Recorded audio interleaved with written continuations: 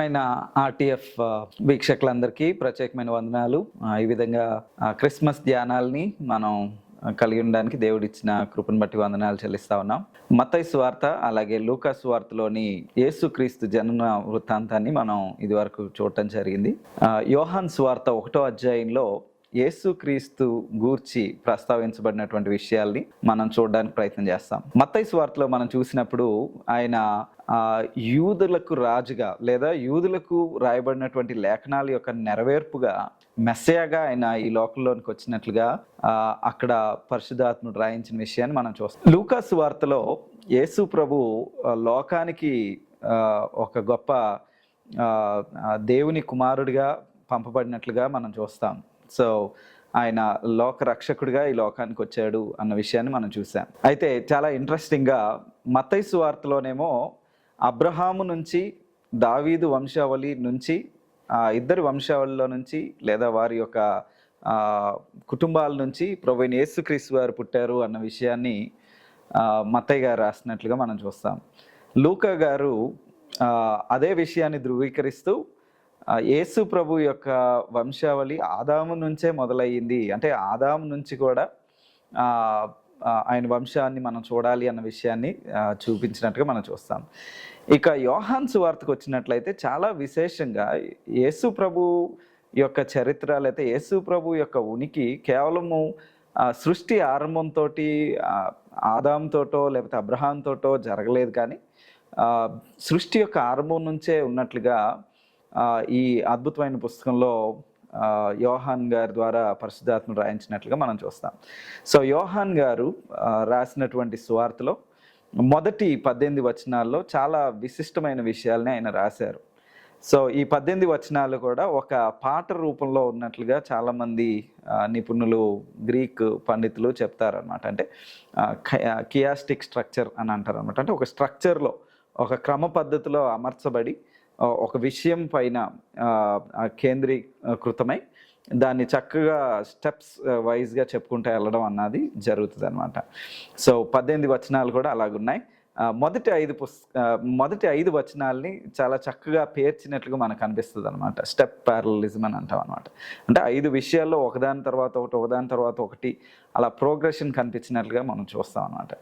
So ఇంకొక విశేషం ఏంటి ఈ 18 వచనాలకి అని అంటే, యోహాను ఆదికాండం 1వ అధ్యాయాన్ని దృష్టిలో పెట్టుకుని ఇక్కడ ఉన్నటువంటి విషయాల్ని చెప్పినట్లుగా మనకు అర్థమవుతూ ఉంటుంది. సో అక్కడ ఆది యందు దేవుడు భూమి ఆకాశములను సృజించును అని అంటే, ఇక్కడ ఈయన కూడా ఆది యందు వాక్యం ఉండెను అన్న మాటతోటి ఆది యందు అనే మాటతోటి మొదలుపెట్టి, అంటే అక్కడ దేవుడు సృష్టిని చేసిన క్రమము, ఇక్కడ యేసు ప్రభువులో దేవుడు ఆ సృష్టిని ఏమంటాం రీమేక్ చేయడం లేదా ఆ సృష్టిలో వచ్చినటువంటి పతనాన్ని లేదా ప్రాబ్లమ్స్ని ఆయన తిరిగి సెట్ చేయడాన్ని ఇక్కడ యోహాన్ గారు చూపిస్తున్నట్లుగా మనం చూస్తాం.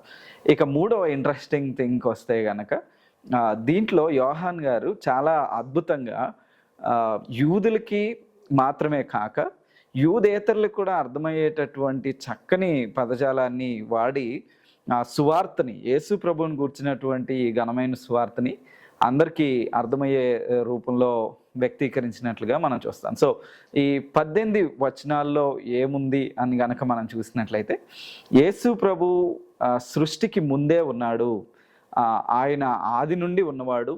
అయితే సృష్టి ఆయన వల్లే కలిగింది, అంటే సృష్టికి వెలుపల ఉన్నాడు, సృష్టిని చేసింది కూడా ఆయనే, ఆ సృష్టి ఏర్పడేటప్పుడు ఆయన ఉన్నాడు, ఆ సృష్టి ఏర్పడిన తర్వాత కూడా ఆయన ఉన్నాడు.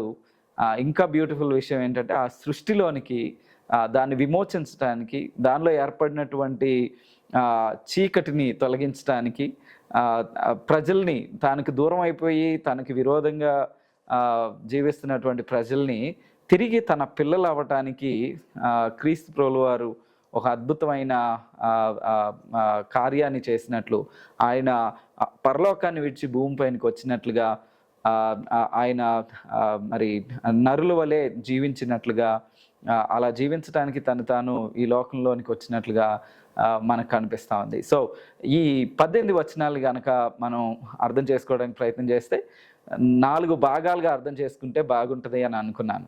సో ఈ 18 వచనాల్లో మొదటి 5 వచనాల్ని మనం చూసినప్పుడు యేసు ప్రభు యొక్క ఉనికి, ఆయన యొక్క దైవత్వాన్ని గురించినటువంటి మాటలు మనం చూస్తాం. తర్వాత 6, 7, 8 వచనాల్లో యేసు ప్రభువుకి ఒక సాక్షిగా, యేసు ప్రభువుని గూర్చి ప్రకటన చేసేటటువంటి వ్యక్తిగా, యేసు ప్రభు యొక్క దైవత్వాన్ని నిర్ధారించి దాన్ని సమస్త జనులకు ప్రకటన చేసే వ్యక్తిగా యోహాను మనకు కనిపిస్తాడు. ఆ తర్వాత మనం 9 నుంచి 13 వచనాల్లో యేసు ప్రభు ఈ భూమి పైనికి రావటాన్ని గురించి, ఆయన శరీరధారిగా ఈ లోకంలోనికి వచ్చాడు అన్నటువంటి గొప్ప సత్యాన్ని వివరిస్తూ, యేసు ప్రభు ఈ లోకంలోనికి రావడం సమస్త మానవాళి కూడా ఆయన పిల్లలు అవ్వటానికి అవకాశాన్ని కల్పించడాన్ని గురించి మనం ఆ 3వ భాగంలో 9వ వచనం నుండి 13వ వచనం వరకు చూస్తాం. ఇక చివరి భాగంలో మనం ఏం చూడబోతా ఉన్నామంటే 14వ వచనం నుండి 18వ వచనం వరకు యేసు ప్రభు యొక్క ఇన్కార్నేషన్ వల్ల, ఆయన ఈ భూమి పైన అవతరించడం వలన జరిగినటువంటి మేలు, దానివల్ల కలిగినటువంటి ఫలం ఏంటి అనే దాని గురించి మనం చూడబోతా ఉన్నాం. సో 4 విషయాలుగా ఈ లేఖన భాగాల్ని మనం ధ్యానం చేయొచ్చు. ఇక మొదటి అధ్యాయానికి, మొదటి భాగానికి మనం వచ్చినట్లయితే మొదటి 5 వచనాల్లో చాలా అద్భుతమైన రీతిలో యోహాన్ గారు యేసు ప్రభు ఆది నుంచి ఉన్నవాడు, ఆయన సృష్టికి ముందు ఉన్నవాడు, సృష్టిని యాక్చువల్లీ చేసినవాడు అని చెప్పడం ద్వారా యేసు ప్రభు యొక్క దైవత్వాన్ని గూర్చి ఆయన చెప్తా ఉన్నాడు. ఎందుకంటే ఆయన సృష్టిలో వచ్చాడు, మరగతనుడుగా వచ్చాడు, లేకపోతే ఓన్లీ 2000 సంవత్సరాల నుంచే ఆయన ఉనికిలో ఉన్నాడు అనే వాళ్ళకి ఇది చాలా చక్కని లేఖన భాగం. అంటే యేసు ప్రభు కేవలము ఈ భూమి పైన అవతరించిన దగ్గర నుంచే మనం దాని గురించి, అంటే ఆయన గురించి ఆలోచించడం కాదు, ఆయన యొక్క ఉనికి ముందు నుంచే ఉంది. ఆయన ఈ భూమి పైన అవతరించడం అన్నది ఒక విశిష్టమైన పని. దేవుడు తన ప్రేమలో మనుషుల క్షేమార్థం ఆయన చేసిన పనే కానీ ఆయన ముందు నుంచి లేడు అని మనం పొరపాటు పడకూడదు ఇన్కార్నేషన్ విషయంలో అనేది మనం చూస్తాం. సో ఆది యందు వాక్యం ఉండెను, వాక్యము దేవుని యొద్ద ఉండెను, వాక్యము దేవుడై ఉండెను, వాక్యము దేవుడై ఉండెను. సో మళ్ళీ అది మనం సరిగా అర్థం చేసుకుంటామో లేదో అని, ఆ దేవుడై ఉన్న వాక్యము, ఆయన ఆది యందు దేవుని యొద్ద ఉండెను, ఆ దేవుడై ఉన్న వాక్యాన్ని ఆయన అన్న మాటతోటి వాడటం, దేవుని యొద్ద ఉండెను, సమస్తము ఆయన మూలంగా కలిగినది ఏది ఆయన లేకుండా కలగలేదు అన్న విషయాన్ని మనం చూస్తాం. సో అక్కడ వాడబడినటువంటి వాక్యము అనే పదానికి వాడబడిన పదము లోగోస్ అన్న పదాన్ని వాడారు. నేను ఇందాక చెప్పాను, యోహాన్ గారు ఆయన రాసేటప్పుడు చాలా చక్కగా యూదేతరులకు కూడా అర్థమయ్యేటటువంటి టర్మినాలజీని వాడారని. సో ఈ వాక్యం అన్న పదానికి గ్రీక్లో లోగోస్ అన్న పదాన్ని వాడడం జరిగింది. యూదుల్లో కూడా ఎస్పెషలీ ఎలెక్సెక్స్, అంటే యూదులు గ్రీకులచే పాలించబడేటటువంటి టైంలో వాళ్ళు ఈ లోగోస్ అన్న పదాన్ని వాక్యము అన్నదానికి వాడడం జరిగింది అనమాట. అలాగే గ్రీక్ కల్చర్లో కూడా క్రీస్తుకు పూర్వం చాలా సంవత్సరాల నుంచి అది ఉంది. అయితే గ్రీక్ కల్చర్లో దానికి చాలా ఇంపార్టెంట్ సిగ్నిఫికెన్స్ ఉంది. అదేంటంటే ఈ వాక్యము అనే పదం, శబ్దము అన్నది సృష్టికి కారణమైంది. ఇది ఒక ప్రిన్సిపల్, ఇది ఒక రీజన్ ఫర్ ది ఎగ్జిస్టెన్స్ అని వాళ్ళు నమ్మేవాళ్ళు. అంటే ఇది ఒక మూలం అని నమ్మేవాళ్ళు. ఒక వ్యక్తిగా, దేవుడిగా నమ్మేవాళ్ళు కాదు, కానీ సృష్టికి మూలమైనటువంటి శబ్దంగా వాళ్ళు నమ్మేవాళ్ళు. చాలా ఇంట్రెస్టింగ్గా గ్రీకు ఫిలాసఫీ ఎలాగ నమ్మిందో అలాగే కొంచెం దగ్గరగా హిందూ ఫిలాసఫీలో కూడా మనం అదే విషయాన్ని చూస్తాం. అంటే ఓం అన్న శబ్దము ఆది నుంచి ఉన్నది, అది సృష్టి ఏర్పడటంలో చాలా ప్రాధాన్యతను సంతరించుకున్నది అన్న విషయాన్ని చెప్పడం జరిగింది. అంటే ఈ వాక్యము అన్న పదాన్ని గ్రీక్ కల్చర్లో కానీ, ఇటు యూదులు కానీ, ఇటు మన హిందూ సమాజంలో కానీ దీన్ని వాడటం అన్నది మనకు కనిపిస్తూ ఉంది. అయితే యోహాన్ గారు ఇలా అన్ని కల్చర్స్ వాడుతున్నటువంటి ఆ పదాన్ని తీసుకొని ఎంత చక్కగా ఆయన ఆ మాటల్ని వారికి అర్థమయ్యేలాగా వివరిస్తున్నారో చూడండి. అన్ని కల్చర్స్లో దానికి ఒక ప్రిన్సిపల్ అనో, లేకపోతే అది విజ్డమ్ అనో, అదొక రీజన్ అనో చెప్తా ఉంటే, యోహాన్ గారు అంటున్నారు, ఆ వాక్యము రీజన్ కాదు, ప్రిన్సిపల్ కాదు, లేకపోతే మరోటి కాదు, ఇది అది దేవుడే. ఆయన ఆది నుంచి ఉన్నాడు, ఆ వాక్యంగా ఉన్నాడు. ఆ వాక్యము దేవుడి దగ్గర ఉండే, అంటే ఒకానొకప్పుడు సృష్టి లేనప్పుడు ఆ వాక్యం ఎగ్జిస్ట్ అయ్యింది. అంటే దేవుని దగ్గర ఉండెను అన్న పదానికి కూడా చాలా ఇంట్రెస్టింగ్ పదాలు వాడారు. అంటే దే కో ఎగ్జిస్టెడ్, వాళ్ళిద్దరు కలిసి ఉన్నారు అన్నదాన్ని. అంటే ట్రినిటీ మనకి వాక్యం పరిచయం చేస్తూ ఉంది కదా. దాంట్లో తండ్రి కుమారుడు ఇద్దరు కూడా కో ఎగ్జిస్ట్ అయినట్టు, ఇద్దరు ఇద్దరు వ్యక్తులుగా ఉన్నట్లుగా మనం చూస్తామన్నమాట. సో ఈ వాక్య భాగాన్ని చూసి కొద్దిమంది అంటారు, వాక్యము దేవుడై ఉండెను అంటే అక్కడ గ్రీక్లో ఆర్టికల్ లేదు కాబట్టి, సో అక్కడ యేసు ప్రభుని యేసు ప్రభు ఒక చిన్న దేవుడిగా చూడాలి, ఆయన దైవత్వాన్ని ఆపాదించకూడదు అనే వాళ్ళు ఉన్నారు. కానీ ఇది రాస్తున్నది యోహాన్ గారు ఒక యూదుడు కాబట్టి ఖచ్చితంగా ఆయన దృష్టిలో ఒక్క దేవుడు అన్నటువంటి ఆలోచన కలిగి ఉండి, ఇక్కడ యేసు ప్రభువు అని చెప్తూ ఆయన ఆ వాక్యము దేవుడై ఉండెను అని అన్నప్పుడు ఖచ్చితంగా అది విన్న వాళ్ళకి తండ్రితో పాటు కుమారునికి కూడా దైవత్వాన్ని ఆపాదిస్తున్నట్లుగా క్లియర్గా అర్థమై ఉంటుంది అనమాట. సో ఇప్పుడు చాలామంది లేవనెత్తుతున్నటువంటి ప్రశ్న అసంబద్ధమైనది అని మనకి అర్థమవుతుంది. సో అంతేకాదు, అంటే ఆయన క్రియేషన్కి ముందు తండ్రితో ఉన్నాడు, వాక్యం దేవుడై ఉన్నది, అంతేకాదు ఆయన ఆది యందు దేవుని యొద్ద ఉండెను, సమస్తము ఆయన మూలంగా కలిగింది. అంటే సృష్టి కూడా. So is not only before creation, but everything that is created is also created through him. ఆయన ద్వారా సృష్టి జరిగినట్టుగా మనం చూస్తాం. ఆయన ద్వారా సృష్టి జరిగిందంటే ఆయన ఎవరు? ఆయన దేవుడు. సో సృష్టికి ముందున్నవాడు, సో కాలానికి ముందున్నవాడు. అలాగే కాలం ఏర్పడటానికి, సృష్టి ఏర్పడడానికి కూడా కారణం ఆయనే. దాన్ని మిస్ అవుతామేమో అని 3వ వచనంలో మళ్ళీ అదే విషయాన్ని రీఇటరేట్ చేస్తూ, కలిగి ఉన్నది ఏది ఆయన లేకుండా కలగలేదు. అంటే everything that was created, it was created through him అన్న విషయాన్ని చెప్పడం మనం చూస్తాం. సో 4-5 వచనాల్లో మరొక 2 ఇంట్రెస్టింగ్ ఐడియాస్ని యోహాన్ గారు ముందు పెడతా ఉన్నారు. సో ఆయన సృష్టికి ముందున్నాడు, సృష్టికి ఆధారభూతుడు, అంతేకాదు ఆయన జీవానికి అధిపతి. ఆయన మనుషులు ఉత్పన్నం అవ్వడానికి, మనుషులు ఉనికిలోనికి రావడానికి కారణమైనవాడు. అలాగే మనుషులు మనం ఆదికాండం 1వ అధ్యాయాన్ని దృష్టిలో పెట్టుకుంటే 28-29 వచనాల్లో ఆయన స్వరూపమందు చేసుకున్నాడు. సో ఆ మాటల్ని ఇక్కడ మళ్ళీ ఊటంకిస్తూ, లేదా దాన్ని బ్యాక్గ్రౌండ్లో మనం ఇది ఆలోచన చేసినప్పుడు, ఆయనలో జీవం ఉండెను, ఆ జీవం మనుషులకు వెలుగై ఉండెను. సో జీవము, వెలుగు అన్నటువంటి పదాలు కూడా చాలా కామన్ పదాలు, అందరూ అన్ని కల్చర్స్లో వాడినటువంటి పదాలు అన్నమాట. సో యోహాన్ గారు ఆ పదాలని వాడుతూ ఆ జీవానికి కూడా మూలం యేసు ప్రభువు. సో ఆ జీవము ఇక్కడ వెలుగుతోటి పోల్చబడి వెలుగుగా ప్రకాశించుచు ఉన్నది. ఆ జీవం మనుషులకు వెలుగై ఉండెను. అది బోత్ స్పిరిచువల్ ఎన్లైటన్మెంటు, అలాగే ఫిజికల్గా కూడా దేవుడు యేసు ప్రభువు మనుషుల యొక్క వెలిగింపుకి కారణం.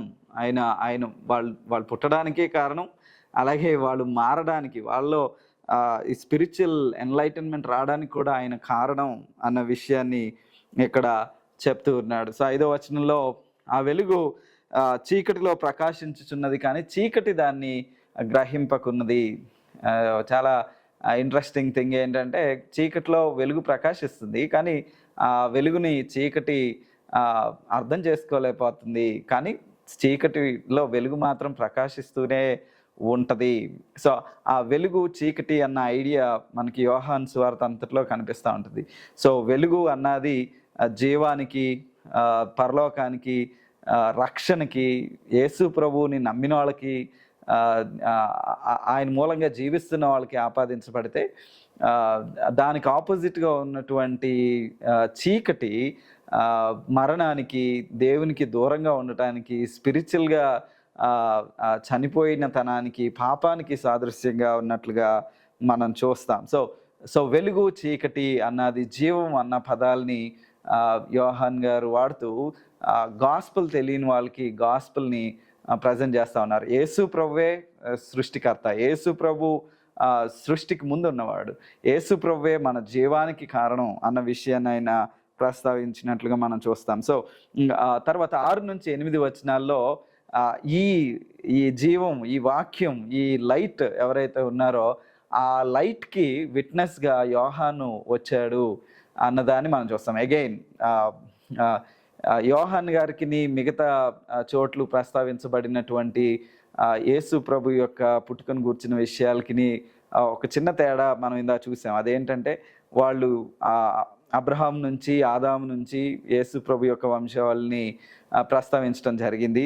అయితే యోహాన్ మాత్రం ఆది నుంచి ఆయన ఉన్నవాడు అన్న విషయాన్ని చాలా చక్కగా వర్ణించినట్టు మనం చూస్తాం. అయితే అక్కడ ఇక్కడ పోలిక ఉన్నటువంటి విషయాలు ఏంటంటే యేసు ప్రభు రాకడికి ముందు యోహాను చాలా కీలకమైన పాత్ర పోషిస్తాడు అన్న విషయం మనం 2 గాస్పల్స్లోనూ చూస్తాం. ముందు రాయబడిన 2 గాస్పల్స్లో, ఎస్పెషలీ లూకా సువార్తలో చాలా విశేషంగా ఆయన మినిస్ట్రీని వర్ణించినట్టుగా మనం చూస్తాం. సో ఒక దేవుని యొద్ద నుండి పంపబడిన మనిషి, యేసు ప్రభువులాగా తనంతట తానే వచ్చినవాడు కాదు. యేసు ప్రభువుకి ఈ సాక్షికి మధ్యలో వ్యత్యాసం ఉంది.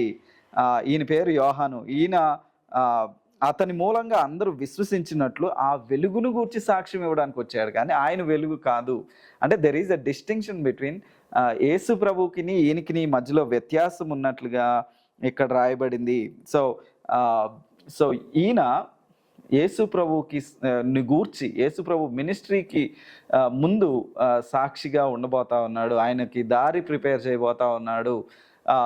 యెషయా గ్రంథంలో రాయబడినట్లుగా ఆ ప్రవచనాల యొక్క నెరవేర్పుగా ఆయన ఉన్నాడు అనే దాని గురించి మనం చూస్తాం. అంటే యేసు ప్రభు యొక్క దైవత్వం ఆయన సృష్టికి లేకపోతే సృష్టిలో ఆయన హస్తాన్ని బట్టే కాదు, ఇదిగో ఆయనను ఎరిగిన వాళ్ళు, ఆయనతో జీవించిన వాళ్ళు, ఆయన గూర్చి ప్రవచనాత్మకంగా పలకబడిన వాళ్ళు కూడా ఆ సాక్ష్యాన్ని చెప్తున్నారు. యోహాన్ చెప్తున్నాడు. ఆ తర్వాత కనీసం 7 సాక్షులు, యేసుప్రభుతో కలిపి 7 సాక్షులు ఈయన యొక్క దైవత్వాన్ని ధృవీకరిస్తున్నట్లుగా యోహాన్ సువార్తలో మనం చూడగలం. సో సాక్ష్యం ఇవ్వటం అన్నది యోహాన్ గారికి చాలా ఇంపార్టెంట్ ఎలిమెంట్ అనమాట. సో ఎవరైతే యేసు ప్రభువుచే వెలిగించబడతారో వాళ్ళు వేరే వాళ్ళని వెలిగించాలి, లేదా వేరే వాళ్ళకి సాక్ష్యం ఇచ్చేవాళ్ళుగా ఉంటారు. సో యేసు ప్రభుని గురించి సాక్ష్యం ఇచ్చేవాళ్ళు చాలా ప్రథమమైనటువంటి స్థాయిలో ఉన్నవాడు యోహాను అనే దాన్ని మనం చూస్తాం. ఇక అక్కడి నుంచి ముందుకెళ్తే 9వ వచనం నుండి 13వ వచనం వరకు నిజమైన ఒక వెలుగు ఉంది. అంటే యేసు ప్రభువుని గూర్చిన మాటే, ఈ వెలుగు చాలా విశిష్టమైనది, అన్ని వెలుగులు లాంటిది కాదు. ఈ వెలుగుకి మిగతా వెలుగుకి వ్యత్యాసం ఉంది. It is true light. ఇది ఇటర్నల్ లైట్, ఇది యూనివర్సల్ లైట్, ఇది అందరికీ వర్తించేది యూనివర్సల్ లైట్, అందరికీ ఎప్పుడు అందుబాటులో ఉన్నది, అందరినీ వెలిగించే లైట్. ఇది విశేషమైన లైట్ అన్న విషయాన్ని చెప్తూ నిజమైన వెలుగు ఉండేది, అది లోకంలోనికి వచ్చి ప్రతి మనిషిని వెలిగించుచున్నది. దీనికి యూదులని లేదు, యూదేతరులని లేదు, అందరికీ ఆ వెలుగు అవైలబుల్గా ఉంటుంది. అయితే విశేషమైన విషయం ఏంటంటే అందరికీ ఆ వెలుగు అవైలబుల్గా ఉంటుంది, కానీ ఆ వెలుగును చూసిన వాళ్ళు దానికి ప్రతిస్పందించాలి, దాన్ని యాక్సెప్ట్ చేయాలి అన్నదాన్ని మనం కిందకి వెళ్ళిన తర్వాత చూస్తాం. సో 10వ వచనం మనం చూస్తే, ఆయన లోకంలో ఉండెను, లోకం ఆయన మూలంగా కలిగాను, కానీ లోకం ఆయనను తెలుసుకోలేదు. సో వెలుగు మాత్రం అందరినీ వెలిగించడానికి పొటెన్షియల్ ఉంది, కానీ లోకంలో కొద్దిమంది ఆ వెలుగును తిరస్కరిస్తూ ఉన్నారు. సో ఆ లోకము అన్న పదం ఇక్కడ వాడబడినప్పుడు ఎస్పెషలీ ప్రభువుని నమ్మని వాళ్ళు, ఎవరు ఈ వెలుగులోనికి రాలేదో వాళ్ళు పరలోక సంబంధమైన వారికి ఈ భూమి పైన ఉన్న వారికి ఉన్నటువంటి తేడాని చూపిస్తూ ఉంటాడు. సో భూమి పైన రక్షణ లేకుండా ఈ వెలిగింపబడని వారిని గూర్చి ప్రస్తావించబడుతున్నటువంటి మాట. ఈ లోకం ఆయన మూలంగానే కలిగింది, కానీ లోకంలో ఉన్న వాళ్ళు మాత్రం ఆయన్ని పట్టించుకోవట్లేదు, తెలుసుకోవట్లేదు. లోకంలో ఉన్నవాళ్లే కాదు, ఆయన ఎవరిని ఏర్పాటు చేసుకున్నాడో మనకు తెలుసు. నిర్గమాకాండం 19వ అధ్యాయం చదివినప్పుడు యూదుల్ని ప్రత్యేకంగా ఏర్పాటు చేసుకున్నాడు, వాళ్ళు యాజక రూపకమైన జనంగా ప్రపంచానికి ఉంటారని చేసుకుంటే వాళ్ళు కూడా అలా లేరు, వాళ్ళు కూడా ఆయన్ని అంగీకరించలేదు. సో అది నిజమైన వెలుగు, కానీ ఆ నిజమైన వెలుగుని లోకము అలాగే యూదులు కూడా యాక్సెప్ట్ చేయలేదు అన్న విషయాన్ని మనకి ఇక్కడ ప్రస్తావించబడింది. చాలా విశేషమైన విషయం ఏంటంటే వాళ్ళు అంగీకరించలేదు. కానీ ఇక్కడ ఇవ్వబడిన గొప్ప భాగ్యం ఏంటంటే గాస్పెల్‌లో ఈ ఈ దేవాతి దేవుడు భూమి పైనకి రావడంలో ఉన్నటువంటి చాలా ప్రధానమైన చాలా గొప్ప విషయం, గొప్ప సందేశం వినే వాళ్ళందరికీ ఏంటంటే యూదులు వినలేదు, లోకంలో కొంతమంది వినలేదు. కానీ ఎవరు ఆయనను అంగీకరిస్తారో, తన్నెందరు అంగీకరించిరో వారందరికీ, అనగా తన నామమందు విశ్వాసం ఉంచు వారికి దేవుని పిల్లలు అవ్వటానికి అవకాశం ఇచ్చాడు అన్న విషయాన్ని ఎంతో అద్భుతంగా చెప్పాడు. So gospel is not just for one ethnic group, ఒక గుంపు, ఒక ప్రజ, లేకపోతే ఒక దేశము, లేకపోతే ఒక జాతి వాళ్ళు, ఒక క్యాస్ట్ వాళ్ళు కాదు. గాస్పెల్ అందరికీ చెందింది. దేవునికి దూరం అయిపోయిన వాళ్ళు ఆ వెలుగుని గ్రహించి దేవుడు ఈ సువార్త ద్వారా సంధించినప్పుడు ఆయన ఎవరు యాక్సెప్ట్ చేస్తారో వాళ్ళందరినీ ఆయన తన పిల్లలు అవ్వడానికి అవకాశం ఇచ్చాడు. ఎంత బ్యూటిఫుల్ వచనాలో చూడండి. సో క్రిస్మస్, రియల్ క్రిస్మస్ ఏంటంటే యేసు ప్రభు ఈ భూమి పైనకి వచ్చాడు. ఈ భూమి పైనకి ఎందుకు వచ్చాడు అని అంటే, ఈ భూమి పైన చీకట్లో కొట్టుమిట్లాడుతున్న మనుషుల్ని తన పిల్లలుగా చేసుకుని వాళ్ళకి వెలిగించి ఆ ఎన్లైటన్మెంట్ ద్వారా తన పిల్లలుగా చేసుకోవటానికి వచ్చాడు. ఎంత బ్యూటిఫుల్ మెసేజ్ కదా. సో ఇది దేవుని యొక్క వరం, ఇది దేవుడు చేసే కార్యం, కానీ ఇది మనుషుల యొక్క అభిప్రాయం కాదు, లేకపోతే మనుషుల యొక్క ఆలోచన కాదు, మనుషుల యొక్క శక్తి వలన జరిగింది కాదు, ఇది దేవుని యొక్క పని అన్నది 13వ వచనంలో చెప్పబడింది. సో 13వ వచనంలో వారు దేవుని వలన పుట్టిన వారే కానీ రక్తం వల్లైనను, శరీరేచ్ఛల వల్లైనను, మనుషేచ్ఛల వల్లైనను పుట్టినవారు కారు. ఎవరైతే దేవుని బిడ్డలుగా చేయబడుతున్నారో అది వాళ్ళ కెపాసిటీని బట్టి కాదు, లేదా మనుషుల యొక్క ప్రయత్నాన్ని బట్టి కాదు, కానీ అది దేవుని యొక్క పని అన్న విషయాన్ని మనం చూస్తాం. ఇక 14వ వచనం నుండి 18వ వచనం వరకు అద్భుతమైన విషయాలు. సో అదే విషయాల్ని ఇంకా విపులంగా చెప్తూ చాలా ఎక్సలెంట్ కాన్సెప్ట్, అంటే యేసు ప్రభు నిజమైన వెలుగుగా ఈ లోకంలోనికి వచ్చాడన్న మాటని ఇంకొంచెం విశదీకరిస్తూ ఇంకా కొంచెం అర్థమయ్యేలాగా 14వ వచనంలో యోహాన్ గారు చాలా బ్యూటిఫుల్గా ప్రజెంట్ చేశారు. ఆయన అంటాడు, ఆ వాక్యం, ఏ వాక్యం? మొదటి వచనంలో చెప్పబడిన ఆ వాక్యం శరీరధారి అయి కృపా సత్య సంపూర్ణుడిగా మన మధ్య నివసించెను. ఆయన మన మధ్య నివసించెను అనే మాట యాక్చువల్లీ పాత నిబంధనలో దేవుడు వారికి ఇచ్చినటువంటి ప్రత్యక్ష గుడారం, వాళ్ళ మధ్యలో ఆయన సన్నిధిని ఉంచడానికి ప్రత్యక్ష గుడారాన్ని ఇచ్చిన మాట ఇక్కడ స్కెనేయో అనే మాటను వాడటం జరిగింది. సో దాని అర్థం ఏంటంటే టెంట్ వేసుకొని దానిలో ఉండటం, టెంట్ వేయడం, దానిలో జీవితాన్ని కొనసాగించడం లాంటి మాట. సో ఆయన మన మధ్య నివసించెను అనే మాట పాత నిబంధనలో ఆయన ఎలాగూ ప్రత్యక్ష గుడారాన్ని బేస్ చేసుకుని ఆయన వారి మధ్య ఉన్నాడో, అలా ఇప్పుడు ఈ భూమిపైన ఉన్నటువంటి ప్రజలందరికీ అవైలబుల్గా శరీరధారిగా ఈ లోకంలోనికి వచ్చి ఆయన మన మధ్య నివసిస్తూ ఉన్నాడు. వావ్! కృపా సత్య సంపూర్ణుడిగా ఆయన మన మధ్య నివసిస్తున్నాడు. ఇది ఈయన ఎవరు అని అంటే ఈయన అద్వితీయ కుమారుడు, ఆయనకి మళ్ళీ సాటి లేరు, ఆయనతో పోల్చదగిన వాళ్ళు ఎవరు లేరు. ఈయనలాగా ఇంకొక కుమారుడు ఉండడు. ఏకైక జనితైక కుమారుడు అని అంటాం, ఏకైక కుమారుడు. కుమారులు అనేక మంది ఉండొచ్చు, కుమారుల్లో తల్లిదండ్రులకు ఒక్కరు ఉండొచ్చు, ఇద్దరు ఉండొచ్చు, కానీ యేసు ప్రభు లాంటి కుమారుడు ఇంకొకరు ఉండరు అని చెప్పడానికి అక్కడ అద్వితీయ కుమారుని అనే అద్భుతమైన ట్రాన్స్లేషన్ చేశారు. So one of a kind, ఇంకా అంతకు మించి ఇంకొకరు మళ్ళీ అలాగూ రెప్లికేట్ చేయడానికి లేదు. సో ఈయన మాత్రమే. ఆ తర్వాత యోహాన్ గారు పర్సనల్ టచ్ ఇస్తారు అన్నట్టు. ఏమంటాడంటే, అద్వితీయ కుమారుని మహిమ వలె మనము ఆయన మహిమను కనుగొంటిమి. యోహాన్ గారు టెస్ట్ మనీ ఇచ్చాడు యేసు ప్రభు యొక్క దైవత్వాన్ని గురించి. ఆయనే కాదు, బాప్తిస్మిచ్చి యోహాన్ గారే కాదు, ఇక్కడ ఈ పుస్తకాన్ని రాసినటువంటి యోహాన్ గారు కూడా సో యోహాన్ సువార్తని యోహాన్ గారు రాశారని మనం నమ్ముతాం. సో యోహాన్ గారు అంటున్నాడు, మేము కూడా దాన్ని చూసాం, ఆయన యొక్క దైవత్వాన్ని మేము చూసాం, ఆయన మాటల్లో, ఆయన పనుల్లో, ఆయన చేసిన సూచక్రియల్లో, ఆయన దైవత్వం ఉట్టిపడింది. మేము కూడా ఆయన్ని ఆ అద్వితీయ కుమారునిగా, ఆ వాక్యము శరీరధారి అయింది అన్నదానికి మేము సాక్షులము.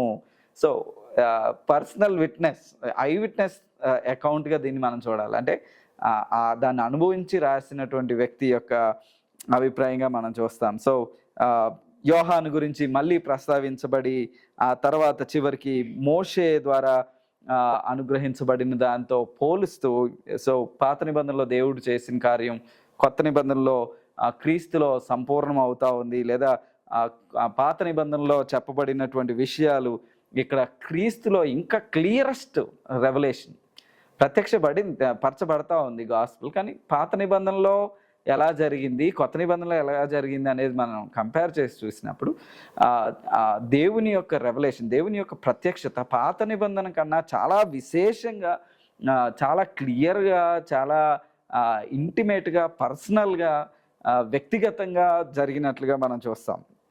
సో పాత నిబంధనలో ధర్మశాస్త్రం, కానీ ఇక్కడ ధర్మశాస్త్రం కాదు, ఆయనే వాక్యమే శరీరధారి అయినట్లుగా మనం చూస్తాం. సో శరీరధారి అవడమే కాదు, తండ్రిని గురించి ఎవరికి తెలుసు అంటే 18వ వచనంలో అంటాడు, ఎవరును ఎప్పుడైనాను దేవుని చూడలేదు, తండ్రి రొమ్మున ఉన్న అద్వితీయ కుమారుడే ఆయనను బయలుపరచెను.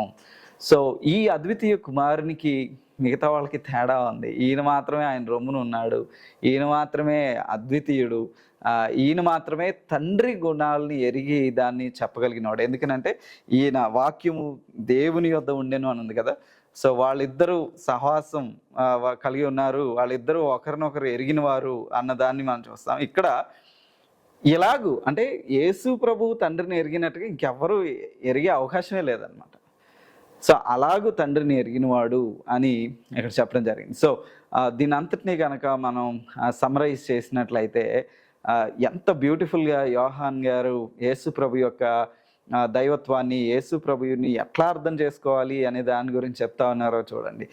యేసు ప్రభు సృష్టికి వెలుపల, సృష్టి కన్నా ముందు ఆది సంభూతుడు, ఆయన ఆది నుండి ఉన్నవాడు, సృష్టికి కారణభూతుడు ఆయనే. అంత మాత్రమే కాదు, ఆ సృష్టిలో ఉన్నటువంటి మానవులకి జీవం ఇవ్వడం కానీ, అది భౌతికంగా 1వ అధ్యాయంలో, ఆదికాండం 1వ అధ్యాయంలో వాళ్ళని పుట్టించడంలో కానీ, యోహాను సువార్త 1వ అధ్యాయంలో తిరిగి చీకటిలో ఉన్నటువంటి ఈ మనుషుల్ని తిరిగి ఆయన వెలిగించటంలో కానీ యేసు ప్రభువే ఆ ఇనిషియేటివ్ తీసుకున్నట్లు, లేదా యేసు ప్రభువే దానికి కారణమైనట్లుగా మనం చూస్తా ఉన్నాం. సో దాన్ని ధృవీకరించడానికి యోహానులు ఇద్దరు ఉన్నారు. ఈ రచించిన ఆయన బాప్తిస్మిచ్చే యోహాను దాన్ని ధృవీకరిస్తూ ఉన్నారు.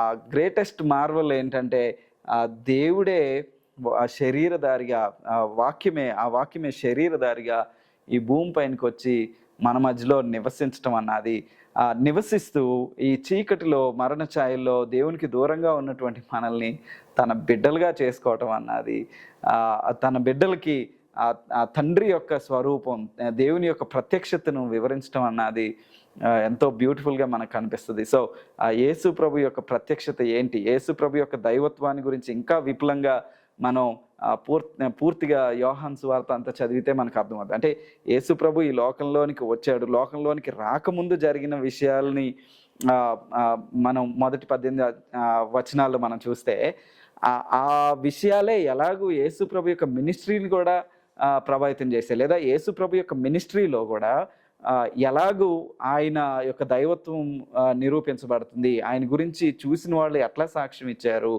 ఎలా లోకంలో ఉన్న వాళ్ళని వెలిగిస్తూ ఆయన వెళ్ళాడు, I'm the true light, I'm the light of the world అన్నటువంటి మాట కూడా ఈ పుస్తకంలోనే ఉంటుంది. అంటే రాబోయేటటువంటి అధ్యాయాల్లో చెప్పబోయేటటువంటి విషయాల్ని, కీ థీమ్స్ని మొదటి అధ్యాయంలో యోహాన్ గారు ప్రస్తావించి వాటిని చక్కగా మరి ముందుకెళ్లే కొందికి వివరించినట్లుగా మనం చూస్తాం. సో యేసు ప్రభు యొక్క మహిమను వివరిస్తూ, ఆయన ఎవరు, ఆయన దైవత్వాన్ని వివరిస్తూ మొదటి 12 వచనాల్లో యేసు ప్రభు యొక్క గొప్ప సూచక్రియలను యోహాన్ గారు మెన్షన్ చేస్తే, ఆ తర్వాత యేసు ప్రభు మహిమపరచబడటం, మనుషుల కోసం తన ప్రాణాన్ని సైతం ఇవ్వడం, ఆయన మనుషుల్ని తన బిడ్డలుగా చేసుకోవడం కోసం విమోచన మనుషులకు విమోచనని ప్రసాదించడం కోసం తన ప్రాణాన్ని ఇచ్చినట్లుగా మనం చూస్తాం. సో ఈ క్రిస్మస్ టైంలో యేసు ప్రభువులు ఈ క్రిస్మస్ సీజన్లో ఆది సంభూతుడును సృష్టికి ఆధారభూతుడైన మన ప్రభువు చీకట్లో ఉన్న మనకి నిజమైన వెలుగుని ప్రసాదించటం, తండ్రిని మనకు బయలుపరచటం, తన బిడ్డలుగా మనల్ని చేసుకోవటాన్ని జ్ఞాపకం చేసుకుంటూ కృతజ్ఞతాస్తుతులతో మనం ఈ సీజన్ని గడుపుదాం. అందరికీ వందనాలు.